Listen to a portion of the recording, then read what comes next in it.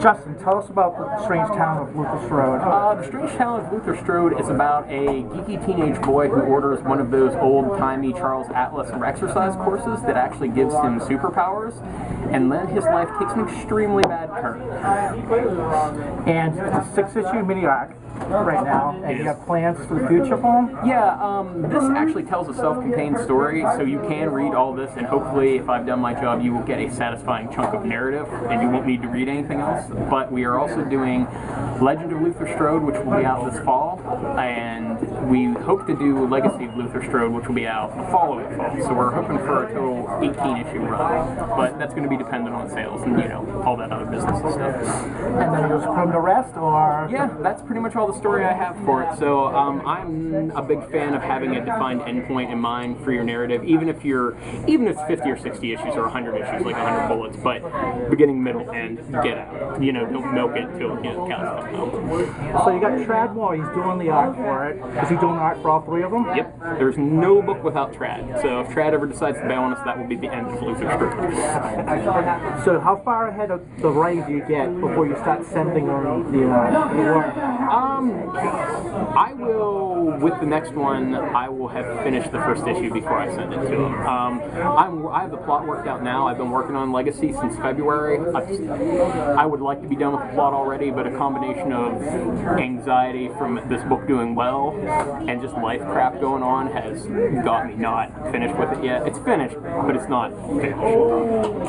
And then I'm going to run and write all the issues that'll probably get done with it probably the end of April, beginning of May. So he'll be able to read them all then. But I like to work way ahead. When we did this, I was done with the issues by like June 2011. So I was done months before we even solicited. With the success of this first run, how much pressure is there for you to produce in this next run?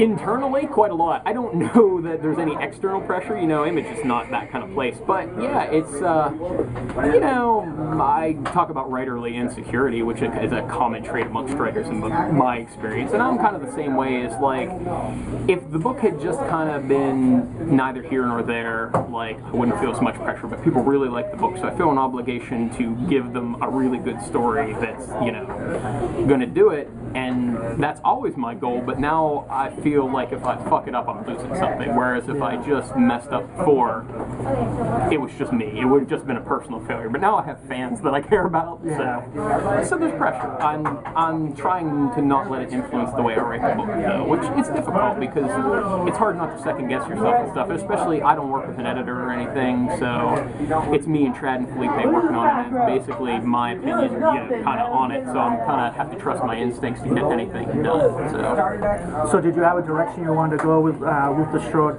from the beginning, or as you went on, you're like, okay, this is where I want to end up, or? Yeah, when I first did it, when I very first wrote the outline that I did right before I approached Trad, I didn't have the longer story in mind, but in the interim between us getting our pitch picked up and I was writing the story, I realized that there was more stuff that would work with it, and there was a full arc for Luther that I could do, that there was a bigger story that I wanted to tell, and stuff that would be interesting to tell. So, and hopefully that's the case. I hope people dig it. I hope they're on board for all 3 series, and I hope we get to do all 3. Okay, now that you've got all the plans for Luther Strode, do you have any other projects you potentially could be working on in the future? Oh yeah, well, the definite future. I have issues 16 and 17 of Hack Slash, which are May and June of 2012. Since if you're looking at this from the future, you'll need to get those trade form, since I figured this would be the most popular thing on the interwebs. I'm also got some other stuff lined up. I'm pitching some stuff, but you know, even though I have a successful comic, it's actually still difficult to get a project off the ground, basically because I've got to convince people to do thousands of hours of work for no money.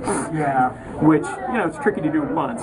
So getting the commitment without the money is the toughest part. It is. It's very difficult, and I'm grateful that Trad and Felipe agreed to do all that work, and it has paid off. But you know, the odds are, when you have an indie book out, you're going to get 1,000 hours of work out of an artist, and they will probably not even make minimum wage for it. Let's just nice income. Well, there you have it. The strange talent of Luther Strode.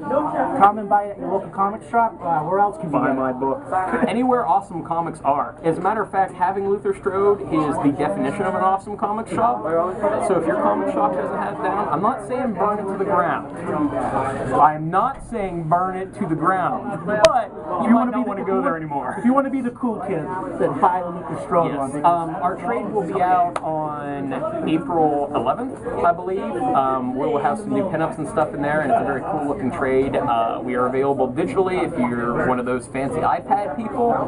And the next series will be starting this fall, hopefully in October, but definitely in 2000. Thanks, Justin. Thanks, Jed. Have a